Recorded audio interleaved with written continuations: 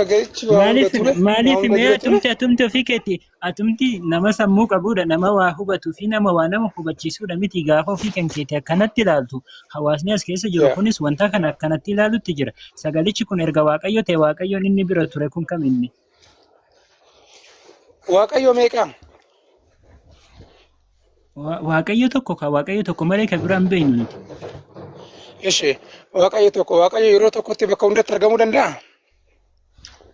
No sunammo bar waan biraati leela topic dhaba akkasii galu ibru wanni nuti akkasii galutti jedhi muit qabaddu yooni wanni nuti jennu no ulaal wanni nuti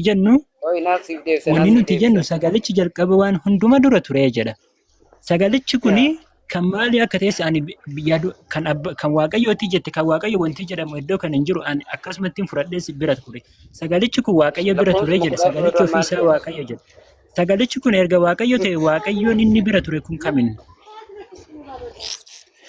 waaqayyo kana bakka sadiitti waaqayyo bakka sadiitti bakka afurittis bakka shanitti kumatti of qooduu danda'a biroo ishi amma bakka meeqatti of qoode waaqayyo iddoo kanatti bakka baay'eedha amma na bira jira si bira jira samiin jira bakka hunda jira amma iddoo kanatti bar waaqayyo wal bira ture kun kaminnidha bar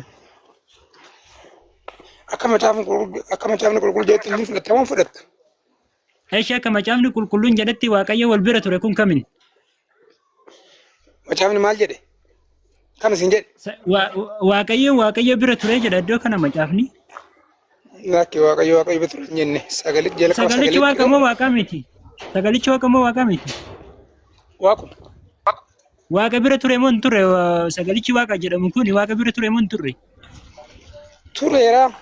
Taada jara lamaan waaqayyo lamaan wal bira ture kan addaan baasi waaqayyo lamaan wal bira ture tokko maqaan isaa waaqa jedhame tokko mootuyyuu waaqayyo tokko maal inni sagaleedha waaqayyo lamaan wal bira ture kun eenyuuf eenyu waaqayyo bakka sadiitti baasee akkasitti ibsa kenna waaqayyo bakka sadiitti of baase yaa sagalee sin jedhame waaqayyo baasin jedhame waaqayyo limaa sin jedhame waaqayyo bakka sadiitti of baase Yohanes boqonnaa 14 hojiin isaa tokko biroo namusa yeroo siyaa kennanii amma Yohanes tokko kanarratti waaqayyo bakka meeqatti of baase